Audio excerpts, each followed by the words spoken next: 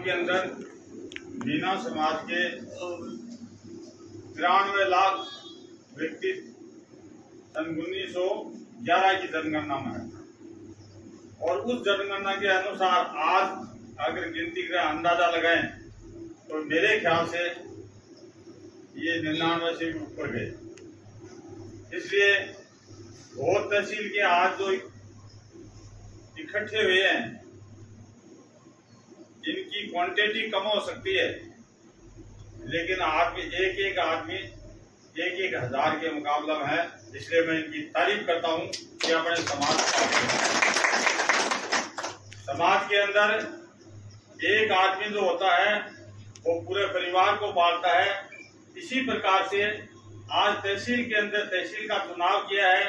अध्यक्ष की जिम्मेदारी होगी है कि बहुत तहसील के अंदर कोई भी छोटा या मोटा कोई कार्य हो, समाज के व्यक्ति के लिए कोई तकलीफ हो, उस तकलीफ को अपनी तकलीफ समझे। और मैं आशा करता हूं कि कार्यकारिणी बहुत अच्छी और स्वाभाविक और निर्विरोध चुनी गई है। इसलिए सोचता हूं कि आने वाले समय में बहुत तहसील में कोई भी समस्या होगी तो उसका समाधान 100% ये कार्यकारिणी करेगी, ये मेरा विश्वास है। हमने समाज के लिए काफी कार्य किए हैं और काफी रुचि ली है। कोई समाज के अंदर छोटा बड़ा नहीं होता है, जो काम करता है वो बड़ा होता है, काम नहीं करता है वो छोटा बनता चला जाता है।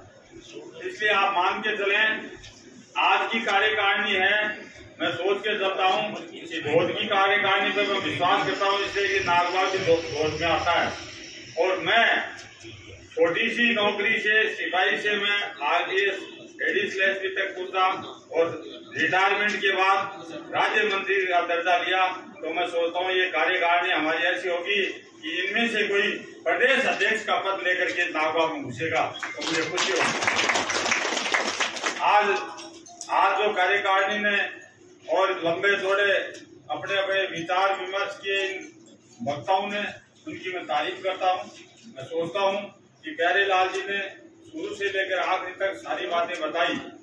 अभी कई तरह की अफवाहें उठती है, मोहनलाल जी बंद कर दो इस होटलों में, कई तरह की अफवाहें उठती है, उन अफवाहों में विश्वास नहीं करें। मंजिल उसको मिलती है जो आगे बढ़ता है।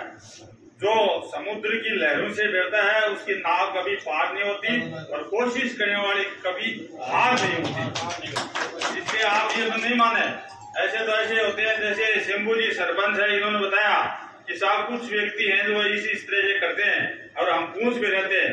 पूंछ में बहुत बड़ी ताकत होती है। एक जानवर की पूंछ होता है और वो उसको आप जानवर बोलते हो, लेकिन पूंछ में इतनी ताकत है कि सारे मच्छरों को उड़ा देता है। तो पूंछ वालों में इतनी ताकत है कि वो मच्छर आ रहे हैं उनको उड़ा के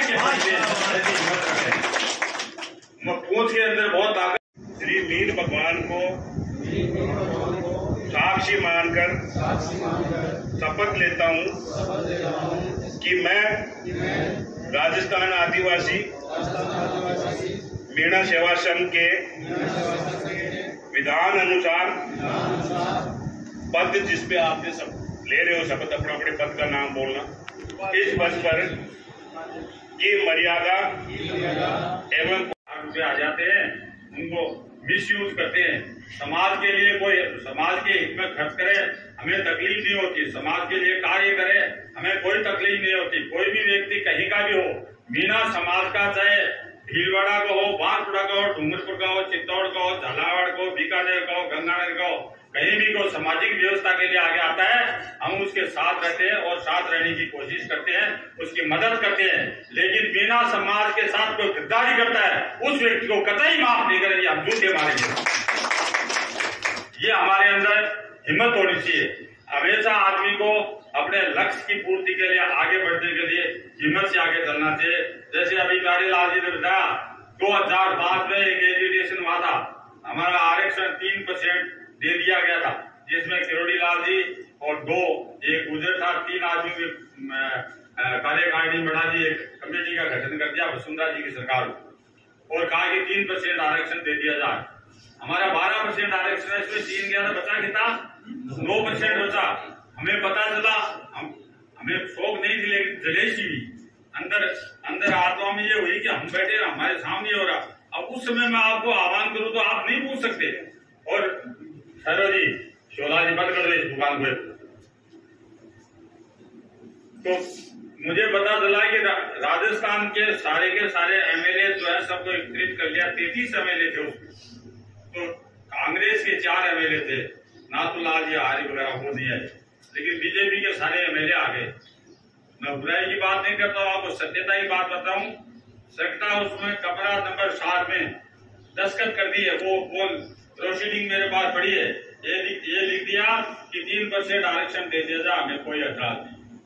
सरकार के दबाव में आकर के सारे एमएलए ने लिख दिया। इसमें समरथ लाल जी बहुत पुराने लीडर है हमारे, अलवर के अब तो गुजर गए, वो भी उनमें दस्तखत करने वाले शामिल थे। जैसे हमें पता चला, मैं वहां से गया तो मैंने सोचा भीड़ लेके जाएंगे तो सरकार उसमें घुसने नहीं दीजिए। अकेला गया, 2-3 आदमी और थे, उनको वहां आ जाओ पीछे पीछे, तो मेरे को पुलिस वाले जानते थे, इसलिए अलाउ हो गया। और आगे गया तो उस कमरे के गार्ड लग गई और अंदर से लोग लगा। गुस्सा था, मैंने मारी जोरदार उसके। 2005 में यंग थे, अब तो देखो ढल गए, गोलियां निकल गए, उसमें हिम्मत थी, उसका ताला तोड़ दिया। अंदर गए तो गोपीनाथ मुंडे और प्रकाश जावड़े, 2 नेता, दोनों सबके। तो मैं सच कहता हूँ, ईमानदारी के साथ इस तरह से बैठे थे। मैंने कहा आप लोगों ने दस्तखत कर दिए, 3% आरक्षण देना चाहिए, शर्म नहीं आती आपको? खड़े हो जाइए। जैसे क्लास में बच्चे खड़े होते हैं ना, वैसे 33 एमएलए खड़े हो गए, भाग लिया। तो उन्होंने गोपीनाथ मुंडे ने मुझे कहा, वो नेता था, बड़ा नेता था, तो मर गया बीजेपी का, तो इनका क्या करोगे? मैंने कहा इनकी वोटी करके समाज को खिलाऊंगा, वोटी करके। ये समाज के गद्दार है, उन्होंने चुन करके इनको भेजा है, और इन्होंने गद्दारी किए, समाज के साथ दस्तखत कर दिया। बोले काहे गए? तो उनके सामने कागज पेड़े उठा कर, मैं ये है ना दस्तखत ले जा रहा हूँ, हिम्मत और ताजा पहुंच। किसी की हिम्मत नहीं हुई, वो कागज आप भी मेरे पास बड़े दस्तखत किए 3% आरक्षण देने की। तो मेरा कहने का मतलब है कि अपने को हिम्मत होनी चाहिए। उस हिम्मत के साथ मैंने ललकार लगाई पूरे राजस्थान में। और मैं सच कहता हूँ, जयपुर की सड़कों पे 10 लाख से अबव व्यक्ति सड़कों पे छा गए थे मेरे। तो उन्होंने कहा था कि मीणे यहाँ घुस नहीं सकते। मैंने कहा मीणे बिल्कुल एल्बर्ट हाल से, रामनिवास बाग से सीधे त्रिपोड़िया बाजार छोटी चौपड़ से कंट्रोल रूम होते, हॉस्पिटल होते हुए सीधे अमरूदों का बाग तक पूछी। आगे वाला ऐसा वाता, पीछे वाला रामनिवास बाग में था। इतनी बड़ी रैली किसी समाज की आज तक नहीं निकली है। और उस रैली का प्रभाव ये रहा कि आज मीणा समाज का नाम है। और मैं कहता हूँ कि आपका आरक्षण जो था न, उसके लिए वसुंधरा जी ने खुद ने बुलाया हमें, और बुला करके कहा कि आप मीणा साहब ऐसे भी करके मीणा समाज को एकत्रित रखो। और आपका मैंने कहा जी ऐसा ये मंत्रिमंडलीय समिति बनाई, इसको बंद कर दीजिए और हमें लिख के दे दीजिए कि आपका नाम